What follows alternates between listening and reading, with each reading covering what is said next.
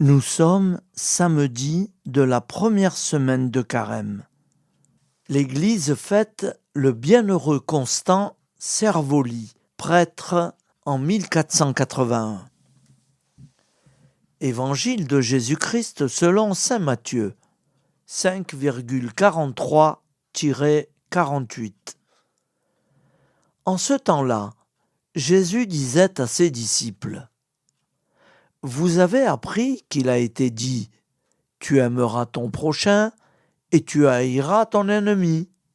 Eh bien, moi, je vous dis, aimez vos ennemis et priez pour eux qui vous persécutent, afin d'être vraiment les fils de votre Père qui est aux cieux. Car il fait lever son soleil sur les méchants et sur les bons. Il fait tomber la pluie sur les justes et sur les injustes. En effet, si vous aimez ceux qui vous aiment, quelle récompense méritez-vous? Les publicains eux-mêmes n'en font-ils pas autant?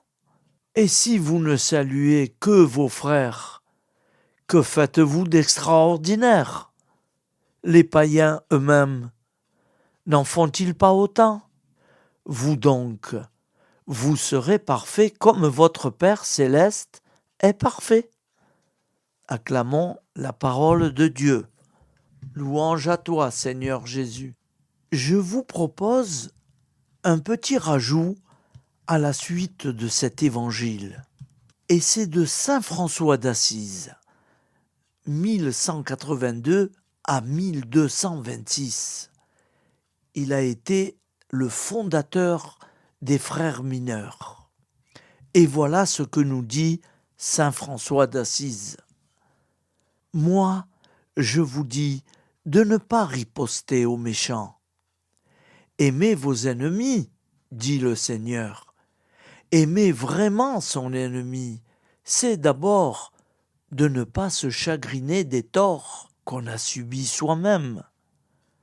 C'est ressentir douloureusement le péché que l'autre a commis comme une offense à l'amour de Dieu, et c'est prouver à ce dernier par des actes qu'on l'aime toujours.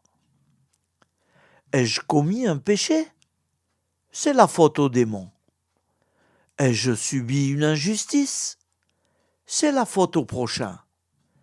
Telle est l'attitude de beaucoup de chrétiens. Mais ce n'est pas sur autrui qu'il faut rejeter la faute. L'ennemi, chacun le tient entre ses mains. L'ennemi, c'est l'égoïsme qui fait tomber dans le péché. Heureux dès lors le serviteur qui gardera toujours enchaîné cet ennemi livré entre ses mains et saura s'armer sagement contre lui. Tant qu'il agira de la sorte, aucun autre ennemi, visible ou invisible, ne pourra lui faire du mal. Et c'est de saint François d'Assise. Saint François d'Assise, priez pour nous.